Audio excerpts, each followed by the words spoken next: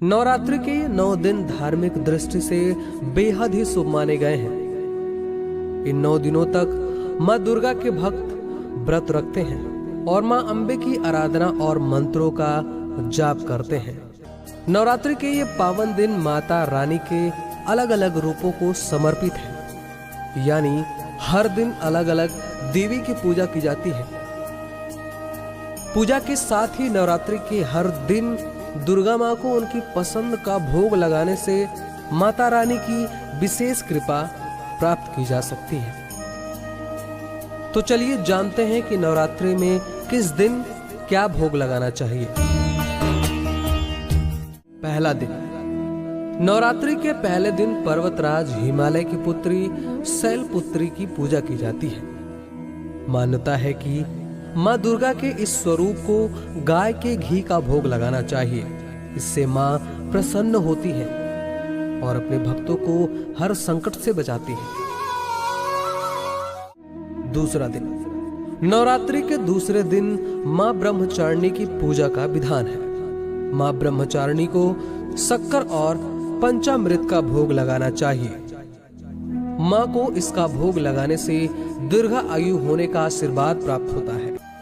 तीसरा दिन, नवरात्रि के तीसरे दिन चंद्रघंटा देवी की पूजा की जाती है। माँ चंद्रघंटा को दूध या फिर मावे से बनी मिठाइयों का भोग लगाना चाहिए। इससे माँ अति प्रसन्न होती है। चौथा दिन, नवरात्रि के चौथे दिन माँ कुष्मांडा की पूजा की जाती है। माँ कुष्मांडा को मालपुए का भोग लगाने से माँ प्रसन्न होती है और सभी इच्छाओं की पूर्ति होती है। पांचवा दिन, पांचवें दिन माँ दुर्गा के पांचवें स्वरूप यानी स्कंद माता की पूजा की जाती है। स्कंद माता को केले का भोग लगाना चाहिए। इससे माँ का आशीर्वाद प्राप्त होता है। छठा दिन, छठे दिन माँ कात्यायनी की पूजा का विधान है। माँ कात्यायनी को मीठे पान का भोग लगाना चाहिए। मीठा पान माँ को अर्पित करके जातक का सौंदर्य बढ़ता है, साथ ही घर में सकारात्मक माहौल बना रहता है। सातवां दिन, सातवें दिन माँ कालरात्रि की पूजा की जाती है। माँ कालरात्रि देवी को गुड़ या गुड़ से बनी चीजों का भोग लगाना चाहिए। इससे माँ बहुत प्रसन्न होती है। आठवां दिन, आठवां दिन माँ महागौरी की उपासना के लिए समर्पित है। इस दिन माँ को नारियल का भोग लगाना चाहिए।